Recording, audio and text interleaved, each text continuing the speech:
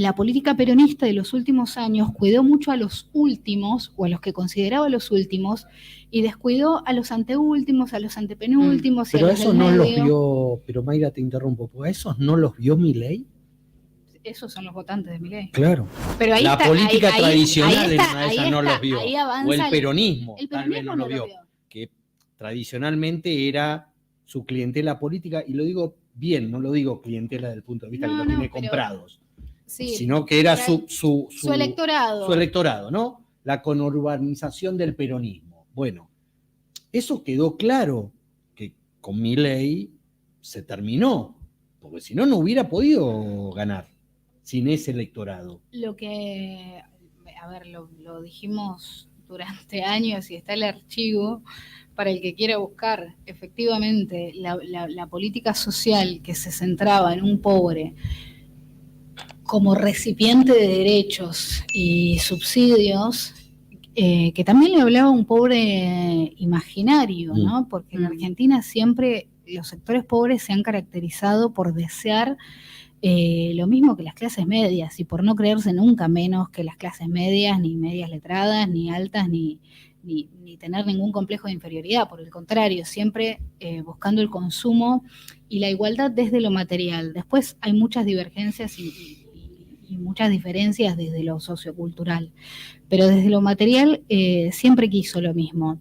Y al no tener empleos que le permiten acceder a eso, y al irse devaluando tan drásticamente, arrancó con Macri, se acentúa en el 2018 y el gobierno de Alberto Fernández no lo repara, que es esto de que había una paridad económica. Yo eso lo llamé como un aclasamiento, como que se terminó la clase y como que no había diferencias en términos materiales o en términos de ingresos entre aquellos que eran trabajadores muy pobres y los que tenían políticas sociales. Porque no para recortar la política social y no para recortar las transferencias que suelen ser la ayuda o lo que sostiene el consumo básico de una familia, sino para elevar desde lo material la dignidad que da el trabajo. Porque si el trabajo no me dignifica y no me mejora materialmente la vida, la dignidad es simbólica, y en realidad yo veo que trabajo como burro y no progreso nada, y estoy siempre igual que mi vecino que no trabaja.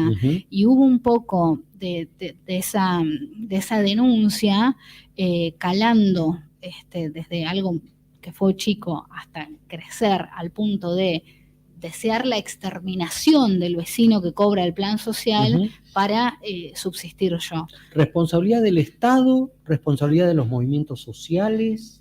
No, ¿responsabilidad de los intendentes? Ahí yo como peronista hago el mea culpa en mi partido. Creo que en el peronismo somos varios los de las bases que venimos diciendo cosas hace muchos años, y creo que la forma hegemónica de conducir el peronismo hasta este momento viene negando algunas realidades de los barrios, de las clases medias y medias bajas, cuando el peronismo se caracterizaba, si es que tenía algún fuerte, por entender a esos sectores y por representarlos fielmente. Perdió, creo que copiando lo peor quizás de Cambiemos, que es palpitar la política desde los focus o desde las encuestas, en lugar de tener ese contacto real con la realidad y con la territorialidad, o como le quieran llamar. Me parece que ahí fue perdiendo, y fue además subestimando las demandas que había, culpando siempre a esta idea de no, es una imposición de la agenda de los medios, ¿no? O es una imposición del poder. ¿Qué tipo de cosas se subestimaron? Bueno, seguridad, el tema de los salarios en comparación con las transferencias sociales, ¿no? Hubo un momento que estaba muy equiparado. Todo lo que tiene que ver con garantizar el acceso a empleos, todo lo que tiene que ver con mejorar. Hay una cosa que el sociólogo Semán llama el mejorismo, y a mí me parece muy interesante, porque en realidad cuando la gente progresa desde el trabajo, los que entendemos de política, ponele entre muchas comillas, muchísimas. Creíamos que entendíamos. Pero los que creemos que entendemos de política, o los que creemos en la política, y creemos que para que haya más empleo o mejor empleo, la política tiene que estar ahí negociando esas tensiones que existen entre el poder económico y los salarios o los asalariados. Bueno, más allá de eso, cuando las familias trabajan y mejoran y quieren salir adelante, quieren sentir que lo están haciendo por sus propios medios. Claro. Creen en salir adelante, creen en el esfuerzo. Y yo creo que hubo tanto miedo de caer en la meritocracia que se demonizó el concepto de mérito o el concepto de esfuerzo. Y ese es un error gravísimo, gravísimo que tuvo el peronismo. Yo creo que el gran error del peronismo, creo, fue poner al Estado en el centro y hacer una gala o una publicidad o tener como eje central el lema de la política social, cuando en realidad ni siquiera aquellos que reciben la política social quieren sentirse que les estás dando política social, quieren sentir que un poco están saliendo adelante, sí, con los recursos que les diste y que les facilitaste, pero también con lo que se le van rebuscando. Así que esa corrida o ese corrimiento del trabajo como protagonista a la política social como protagonista, yo creo que generó ese caldo de cultivo perfecto para que aparezca un Javier Milei, y lo dijimos mucho antes. Sí, y cuando de que apareciera un Javier Milei.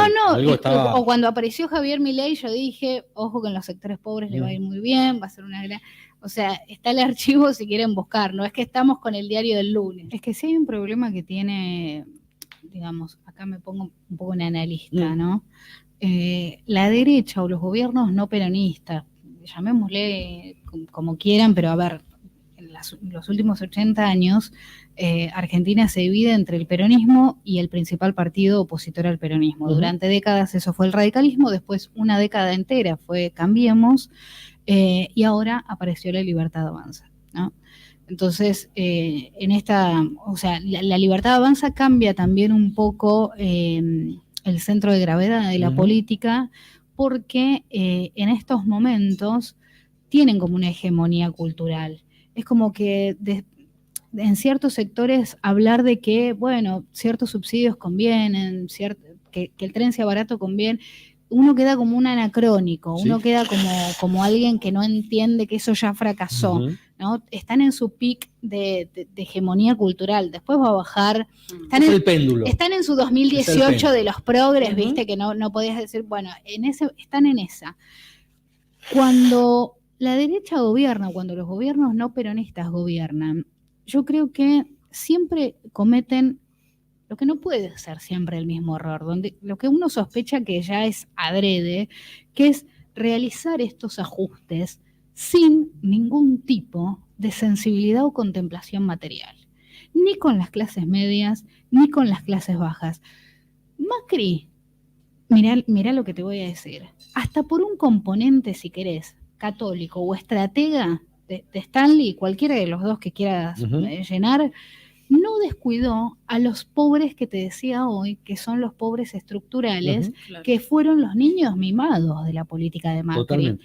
Pero descuidó al ferretero, al comerciante, al laburante de fábrica, es decir, y se mandó unas corridas en 2018, la caída fue muy violenta del poder adquisitivo. Creo que fue una de las caídas que después... una de esas tantas caídas en las que Argentina después hay un fondito que después no sale, ¿no? Esas caídas siempre nos cuestan mucho más caras de los que parecen. En ese sentido, creo que la gran torpeza de estos gobiernos, que como te digo, uno empieza a sospechar que es adrede, es tener casi un ejercicio de la crueldad.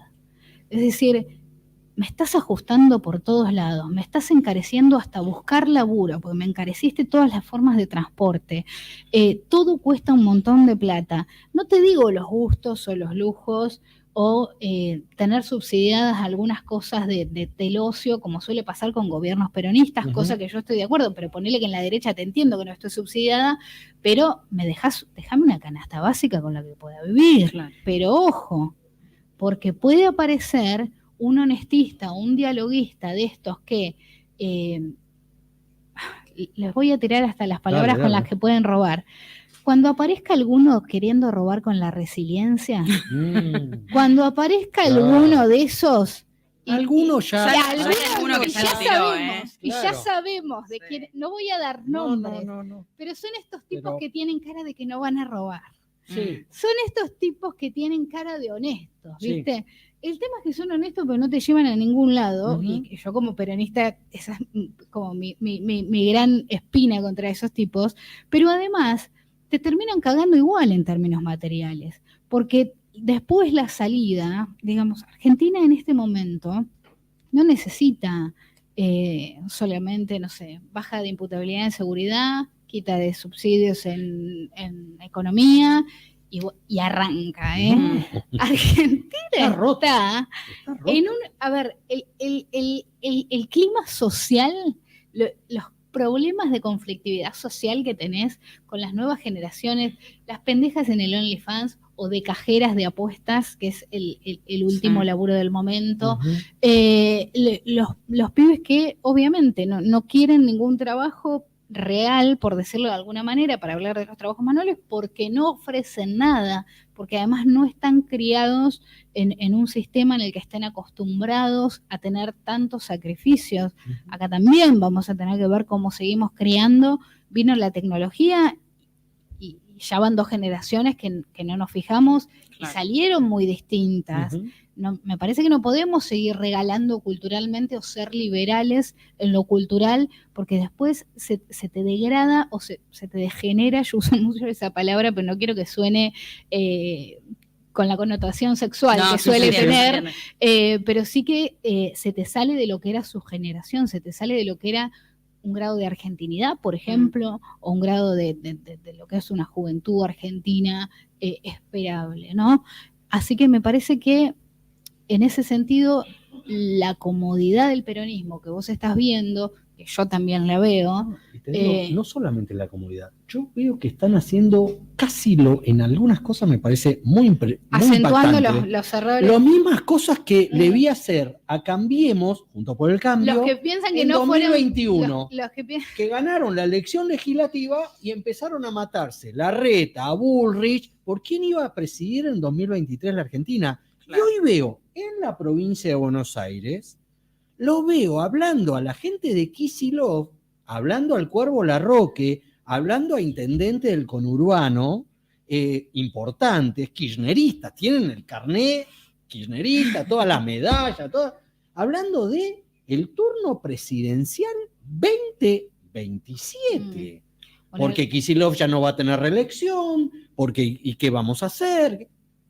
Digo, cuando todavía no está del todo ordenada la interna peronista, ¿no? Porque ahí no debaten sobre también lo que pasó, por qué pasó lo que pasó, como si el peronismo no hubiera tenido nada que ver con la llegada de Milei al poder. Sí, hay una lavada de manos. ¿No? Me impresiona. Sí, a mí... a ver, por eso te lo pregunto desde tu mirada peronista, que solés ser bastante crítica con estas cosas, no sos condescendiente. No, para nada. ¿no? De hecho, soy mucho más exigente con mi partido que con los otros, porque creo que el peronismo promete más que los otros. Claro. Y por lo tanto, la vara no es la misma. Esa es la gran ventaja que tiene, por ejemplo, Milei en un sentido estricto, incluso si querés, el ajuste es casi una promesa cumplida. A ver, si bien él dijo que no iba a afectar tanto a la gente y que iba a afectar más a la casta, pero está cumpliendo con Nunca esto mintió con que iba a ajustar.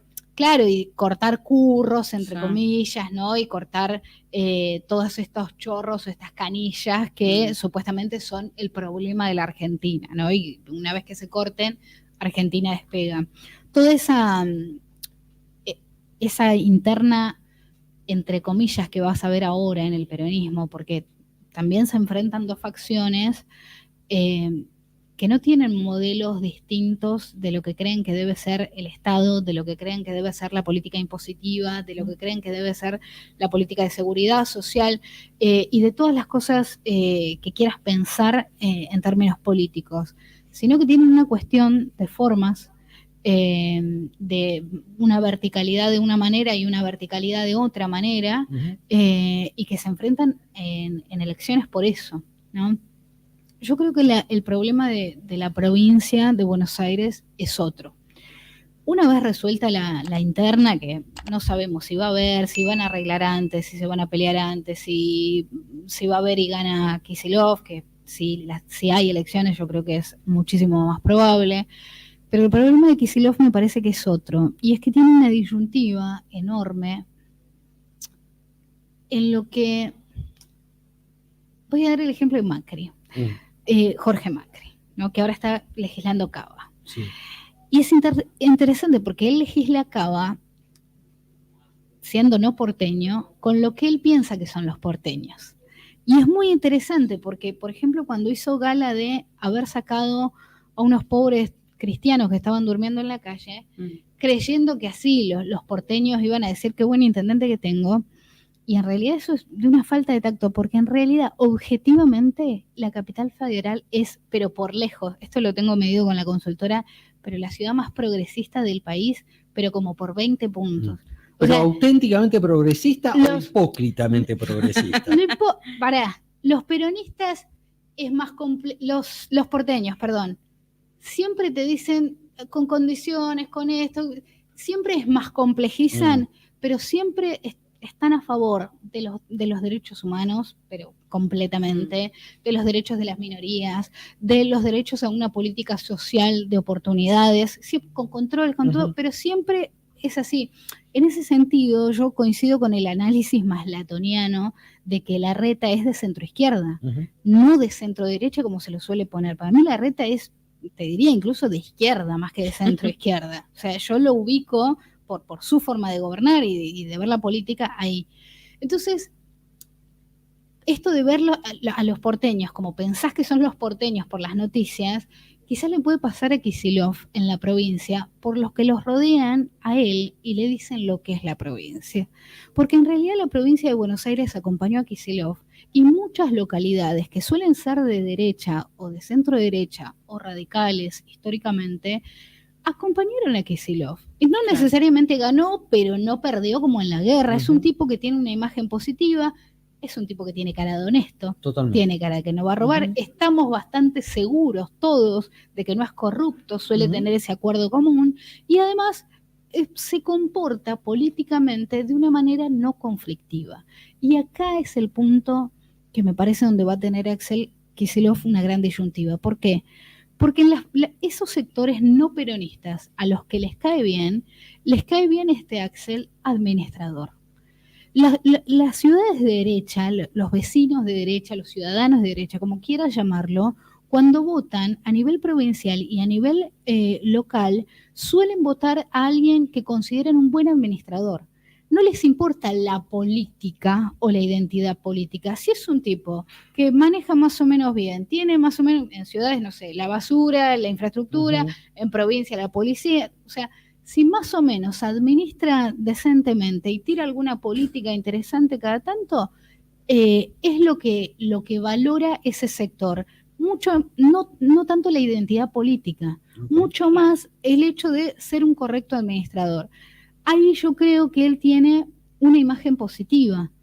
Y si agudiza su kirchnerismo para no perder a los kirchneristas más duros después de esta interna que va a haber, para no perder a los peronistas más tradicionales, por ejemplo, que lo miran con malos ojos porque él es un pibe que viene del comunismo, porque no deja de ser para los peronistas más viejos un zurdo, ¿no? Entonces, ¿qué va a hacer? ¿Va a engordar? ¿Cuál va a ser la forma? Digo esto porque el kirchnerismo es muy de tomar physiques du rol de lo que creen que es el peronismo, ¿no? Esto de sacarse fotos con el chor y ir a la cancha o hablar de los redondos, ¿no? Todo un imaginario de lo que creen que es un peronista, ¿no? Cuando el peronismo siempre se caracterizó por garantizar o facilitar la movilidad social ascendente.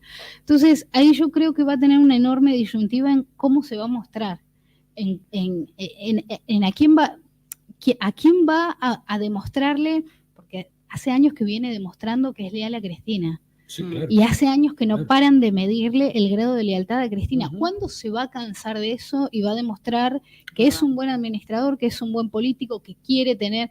y quiere ser presidente además, o ser diputado, o ser senador, o seguir en político, o armar. la disyuntiva que tiene Axel me parece que viene por ese lado, por a quién le va a seguir demostrando lo que es y en dónde va a capitalizar su fuerte, como lo que viene siendo, yo creo, un buen administrador, que hace incluso poca publicidad o poca gala de algunas de las políticas que ha hecho, que vienen muy bien sostenidas. Si hay algo para reconocerle a Javier Milei, es que él cree en lo que dice. Uh-huh. Si hay algo para que, de hecho, crea un punto. Vieron que los que estudian la lucidez y la locura dicen que la única diferencia entre uno tener alucinaciones es que uno da lugar a la duda. Uno dice, che, vi algo, o sea, uno no está seguro de que vio algo, uh-huh. ¿no? La completa seguridad es lo que te saca cordura. La posibilidad de estar equivocado es lo que nos hace más cuerdos, más uh-huh. lúcidos. Ahí yo creo que Milei está convencido hasta la locura de sus ideas. Está convencido al punto de que la realidad no se va a interponer entre sus ideas como fracaso o como éxito, ¿no? Okay. Cualquier cosa no habrá aplicado la teoría como era, o no habrá podido aplicar la teoría como era, pero nada, la realidad no se va a interponer entre él y sus ¿Qué crees que podría llegar a interponerse en ese camino de Milei?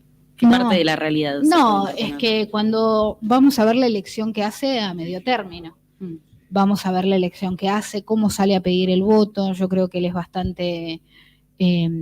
a ver, el discurso sacrificial en Argentina, que es un país cristiano, donde hasta los ateos son recontra cristianos en la forma de proceder,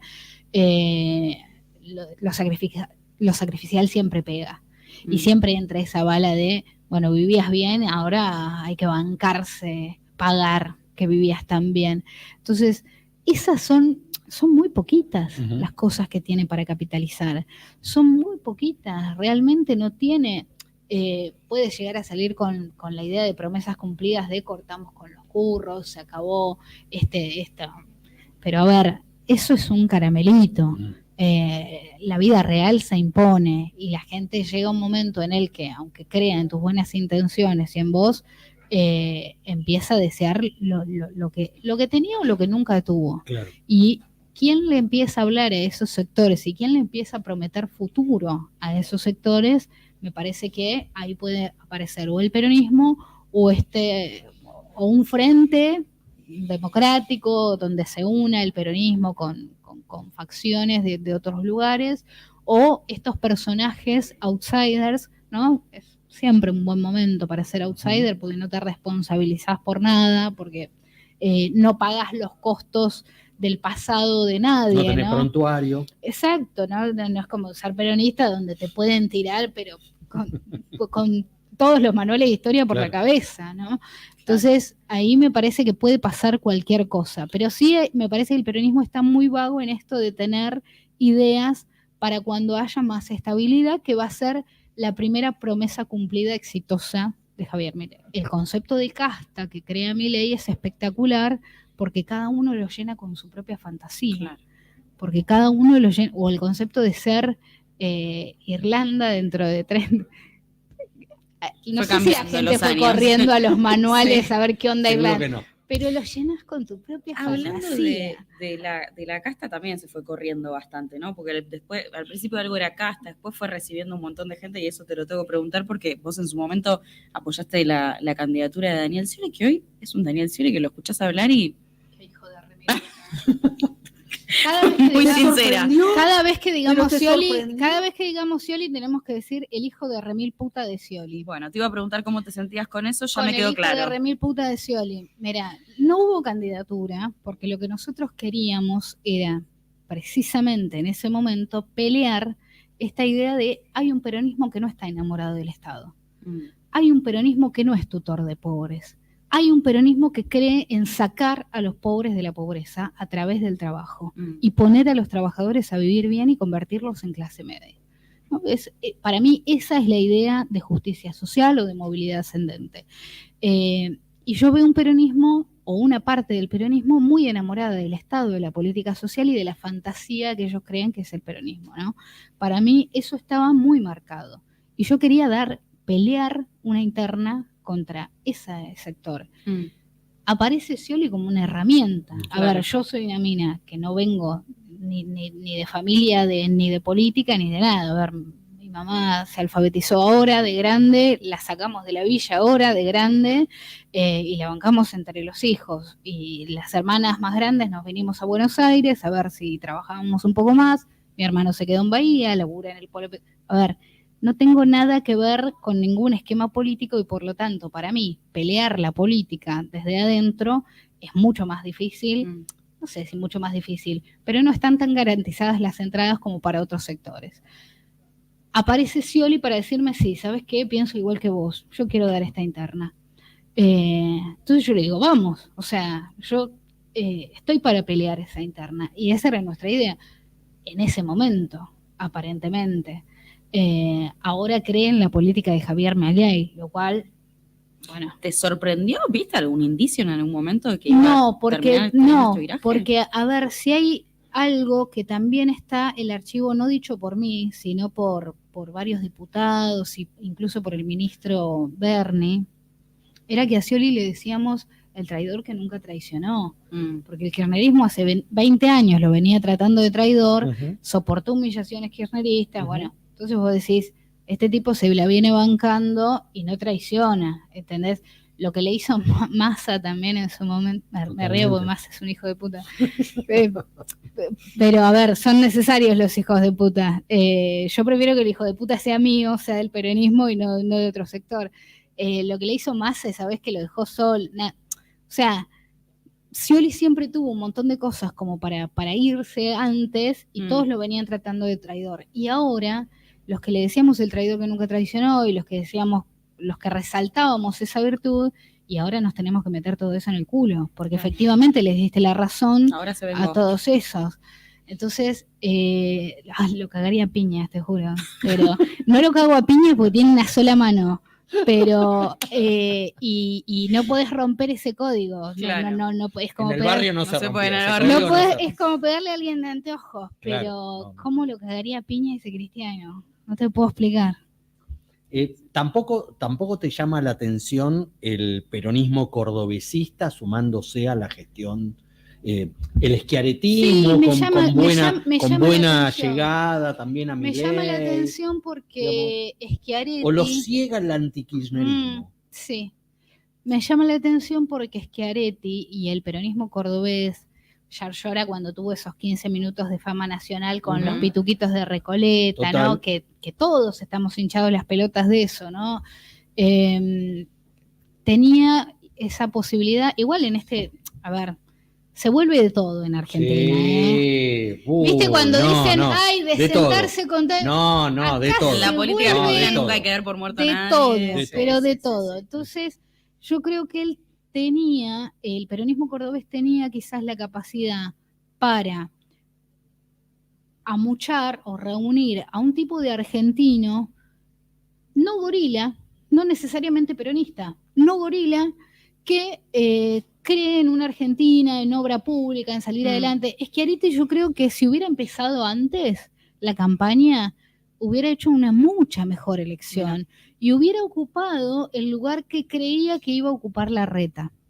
Pero que Larreta, pobre, por eso se deprimió tanto, Larreta estaba convencido de que ganaba. Totalmente. Y quedó en el fondo del mar.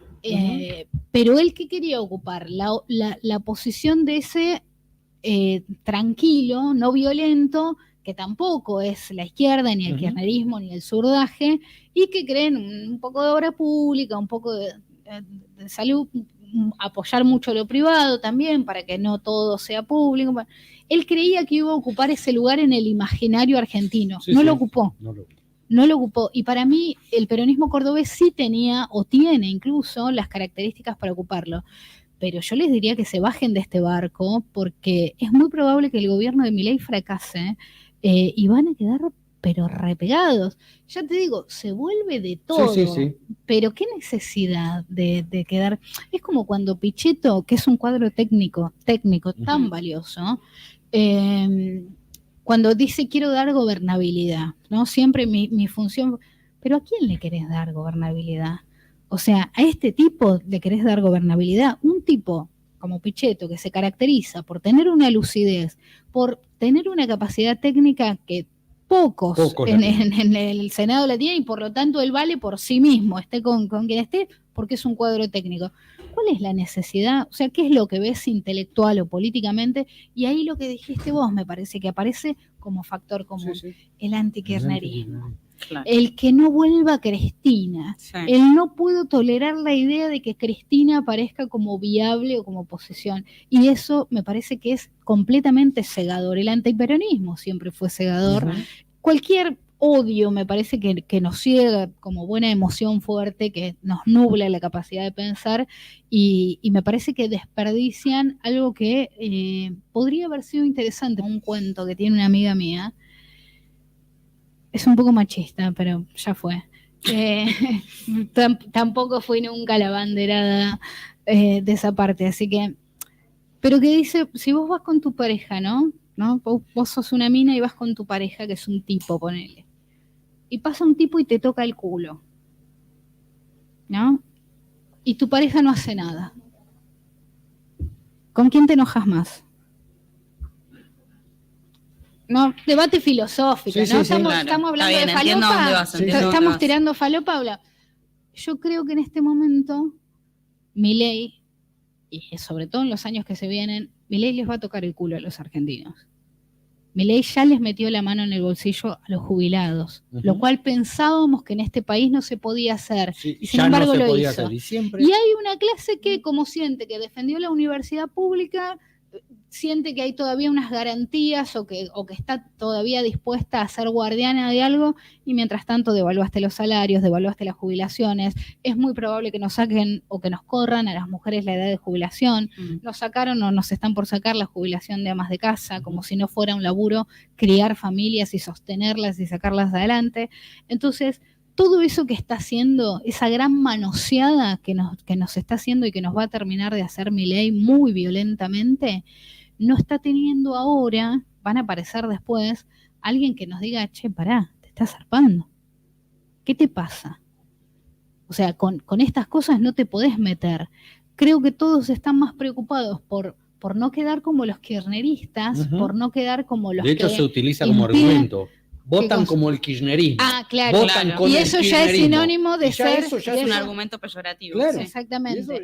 Que ese enunciado sea tan destructor y que nadie tenga un argumento para defenderse de eso, le termina garantizando y le termina facilitando a Milei el campo para que tome todas las decisiones que tenga que tomar, para que haga todo lo impopular que tenga que hacer. Así que en ese sentido, creo que los funcionarios o los dirigentes a nivel nacional no la están viendo. No la están viendo y se están cuidando de no pecar de kirchneristas y de no pecar de zurdos y de no pecar de no dar gobernabilidad, y en realidad lo que están quedando es como personas que agachan la cabeza ante el tipo que viene por todo lo que tenías.